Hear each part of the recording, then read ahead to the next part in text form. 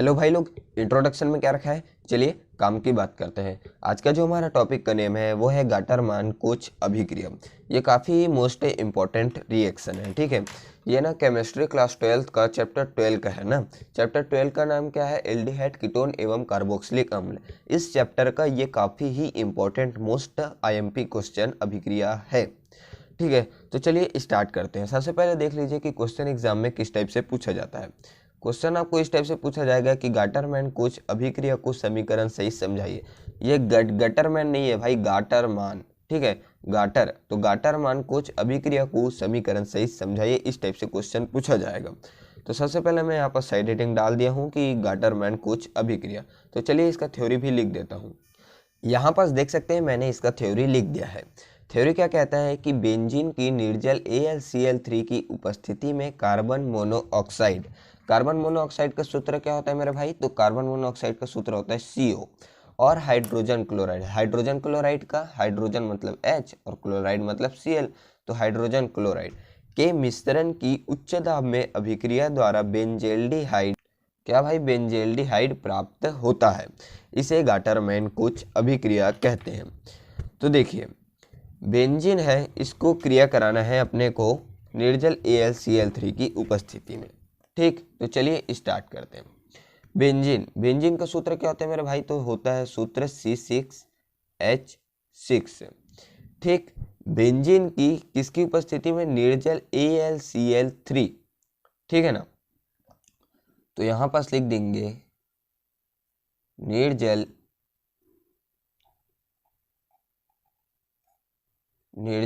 AlCl3 की उपस्थिति में कार्बन मोनोऑक्साइड, जिसका सूत्र होता है CO, तो कार्बन मोनोऑक्साइड और हाइड्रोजन क्लोराइड, ठीक।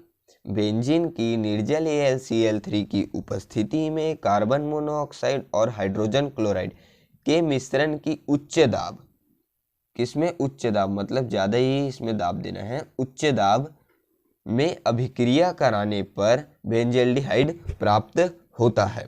अब इसके आगे ध्यान से समझिएगा। देखिए यहाँ पास क्या होगा, ये जो Cl है ये यहाँ से H को लेके फरार हो जाएगा, या फिर ऐसे समझ सकते हो कि ये जो HCl है ये जस का तस सीधा बाहर हो गया, ठीक।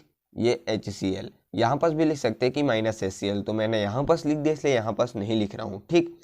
तो ये HCl बाहर हो गया। अब क्या बचा अपने पास? C6H6 और ये CO इसके साथ जुड़ेगा, लेकिन जुड़ेगा कैसे? जब यहाँ से हाइड्रोजन कम होगा, तो ये हो जाएगा C6H5 और ये H जो घटा है वो CHO बन जाएगा। मतलब ये जो H यहाँ से निकला वो इस दोनों के बीच आके जुड़ गया, या फिर ऐसे भी समझ सकते हो कि ये जो Cl है वो यहाँ से बेंजीन को एक हाइड्रोजन को निकाल के यहाँ से फरार हो गया, और जो H यहाँ पास था वो इन दोनों के बीच जुड़ के इसके साथ जुड़ गया, जैसे कि यहाँ पास देख सकते हो। और इसके ही नाम क्या है? बेंजेल्डिहाइड।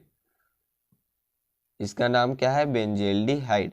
तो अपने को प्राप्त क्या करना था? बेंजेल्डिहाइड। तो इसे ही क्या बोलते हैं? गाटरमैन कोच अभिक्रिया। एक बार ध्यान से समझ लीजिए। बेंजीन की निर्जल AlCl3 की उपस्थिति में कार्बन मोनोऑक्साइड और HCl के मिश्रण की उच्च दाब में अभिक्रिया कराने पर बेंजेल्डिहाइड प्राप्त होता है। इसे ही गाटरमान कुछ अभिक्रिया कहते हैं। यहाँ पास देख सकते हैं मैंने इसका थ्योरी लिख दिया है। थ्योरी क्या है? एल्किल साइनाइड को ईथर या एथिल एसीटेट में विलय कर उसका SnCl2 और HCl द्वारा अपचयन करा के प्राप्त यौगिक का भाप आसवन कराने पर एल्डिहाइड प्राप्त होता है। यह स्टेफेन अभिक्रिया कहलाती है। देखिए हम पूरा बेसिक से बात करेंगे, ठीक है। एल्किल एल्किल मतलब आप लोग जानते होंगे, एल्किल मतलब R, एल्किल समूह मतलब R। इसको डिनोट किससे करते हैं? R से। ये क्या है? एल्किल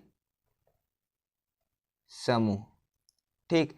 हाइड्रोकार्बन, ठीक, जैसे कि CH3, C2H5, C3H7, ये सभी क्या हैं? एल्किल समूह हैं। यहाँ पास कई लोग के मन में ये डाउट आ रहा होगा कि सर कार्बन तो 4 बॉन्ड बनाता है, तो यहाँ पास 3 है, तो यहाँ पास एक खाली बॉन्ड रहता है ताकि यहाँ पास कुछ आके जुड़े। जैसे कि यहाँ पर देख सकते हैं लिखा है एल्किल साइनाइड। एल्किल साइनाइड मतलब जैसे कि एल्किल है यहाँ पर CH3, C2H5, C3H7, इसमें से कोई भी ले सकते हैं। जैसे कि मैंने ले लिया CH3, ये एल्किल हो गया। अब साइनाइड साइनाइड के बारे में भी कुछ अपन लोग समझ जाते हैं। साइनाइड का सूत्र क्या होता है? Cn। क्या होता है? Cn। कार्बन हमेशा क्या बनाता है? 4 बॉन्ड, और हाइड्रोजन मतलब ये जो नाइट्रोजन है वो ट्रिपल बॉन्ड, तो ये हो जाता है साइनाइड का सूत्र। लेकिन यहाँ पास तो एक बॉन्ड खाली है, तो इसके जगह क्या जुड़ता है? एल्किल। जैसे कि एल्किल साइनाइड लिखा है तो एल्किल मतलब CH3। साइनाइड का सूत्र मैंने बताया C, और कार्बन ट्रिपल बॉन्ड नहीं, 4 बॉन्ड जुड़ता है। तो यहाँ पास 1 2 3 और इसके कले 4 और ये N। इसमें अपन लोग सभी के बॉन्ड कवर कर लिए हैं लगभग। कार्बन के भी 4 और हाइड्रोजन नाइट्रोजन तो 3 बनाता ही है, तो ये हो गया। तो ये किसका सूत्र हो गया? Alkyl cyanide. ये क्या है? एल्किल, और ये क्या है? साइनाइड। साइनाइड मतलब ये CN, ऐसे भी लिख सकते हो CH3CN, ये यही है, तो एल्किल साइनाइड। ठीक, तो थ्योरी को ध्यान से समझिएगा। एल्किल साइनाइड को मतलब अपने को एल्किल साइनाइड लेना है। एल्किल साइनाइड अभी मैंने आपको बताया क्या होता है इसका फार्मूला। एल्किल मतलब R, साइनाइड मतलब CN, तो ये हो जाएगा ऐसे C ट्रिपल बॉन्ड N। ये हो गया एल्किल साइनाइड। इसको मैं लिख देता हूं कि ये क्या है? एल्किल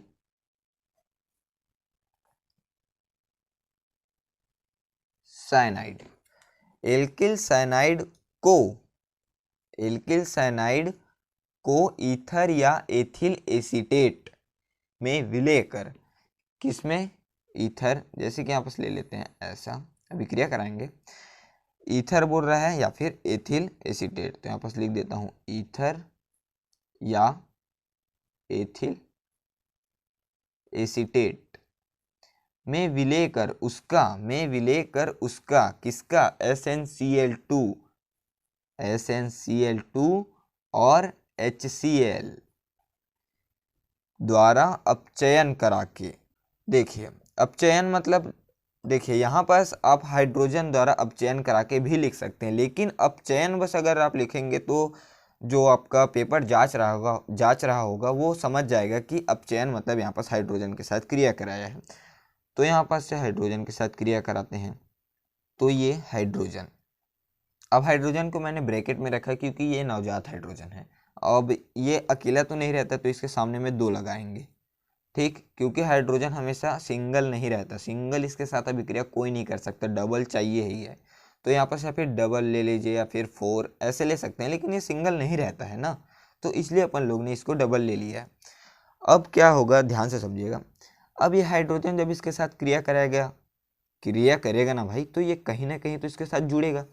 तो ये R तो जिसका तस रहता है, और ये CN। अब क्या करता है ये हाइड्रोजन, ये बोलता है कार्बन की भाई मैं तेरे को अपने पास लूंगा, दोनों हाइड्रोजन को। लेकिन ये नाइट्रोजन भी बोलता है कि भाई मैं भी लूंगा आपसे हाइड्रोजन। तो ये हाइड्रोजन क्या बोलता है कि भाई मैं ना तेरे पास जाऊंगा कार्बन, ना मैं तेरे पास जाऊंगा नाइट्रोजन, मैं सिर्फ दोनों के पास चला जाता हूँ एक एक। तो ये यहाँ से निकल के जाता है एक H इसके पास, तो ये बन जाता है CH, और ये H इसके पास जाता है तो ये बन जाता है NH। बात समझ में आई? अब यहाँ पास HH जुड़े तो यहाँ पास एक बॉन्ड तो गायब होगा ना भाई, तो यहाँ पास कितने बॉन्ड आ गए? Double bond. ठीक, अब क्या होगा, SnCl2 और HCl द्वारा अपचयन करा के प्राप्त यौगिक, मतलब ये जो प्राप्त यौगिक है इसका अपने को क्या कराना है? भाप आसवन मतलब H2O के साथ क्रिया। ठीक, अब देखिए सबसे पहले मैं ये जो यौगिक अपने को प्राप्त हुआ उसको जस का तस लिख देता हूँ RCH डबल बॉन्ड NH। ठीक, ये जस का तस मैंने लिख दिया। अब इसका अपने को भाप आसवन कराना है। भाप आसवन मतलब मैंने अभी आपको बताया कि हाइड्रोजन के साथ क्रिया। तो हाइड्रोजन का सूत्र क्या होता है? H2O। क्या होता है? H2O। तो लेकिन H2O को मैं HOH भी लिख सकता हूँ ना, HOH H2O। तो इसी को मैंने ऐसे लिख दिया ताकि आपको अच्छे से समझ आए। ठीक, अब इसके साथ अभिक्रिया कराएंगे तो क्या अलग होगा, ध्यान से समझिएगा। ये R बेचारा जिसका तस रहता है R, ये CH, तो ये CH। ठीक, ये बॉन्ड को नहीं लिखेंगे तो भी चलेगा। तो ये R का R, CH का CH। अब यहाँ पास से ये जो O रहता है वो यहाँ से उड़ के ऐसे जाता है और यहाँ पास आ जाता है, मतलब ये इसके साथ जुड़ जाता है, तो RCHO। तो ये अपने पास क्या बन गया, एल्डिहाइड। इसको ही क्या बोलते हैं, एल्डिहाइड। अपने को यहीं प्राप्त करना था, लेकिन बाकी सबको भी छोड़ नहीं सकते, तो इसको भी लिखना पड़ेगा। तो ये प्लस, अब ये N, देखिए यहाँ पास से ऑक्सीजन निकल गया, मतलब इसके पास कितने हाइड्रोजन बचे, 2 हाइड्रोजन, तो ये H2 और यहाँ पास 1 हाइड्रोजन बचा है, तो NH3, N और ये 3 हाइड्रोजन, तो NH3। तो अपने को प्राप्त क्या करना था, एल्डिहाइड, तो एल्डिहाइड तो प्राप्त हो गया, और यहीं क्या है, स्टीफन अभिक्रिया। ठीक, तो चलिए अब आप इसका स्क्रीनशॉट ले लीजिए ताकि आप इसको अपने नोट्स में लिख पाएं। ये आपका पहला स्क्रीनशॉट और ये आपका दूसरा स्क्रीनशॉट। यहाँ पास ना R के जगह आप CH3 या C2H5 ये भी लिख सकते हैं, क्योंकि वो भी एल्किल समूह के अंतर्गत आते हैं। वीडियो अच्छी लगी हो तो प्लीज़ लाइक करें, शेयर करें, सब्सक्राइब करें। Thank you.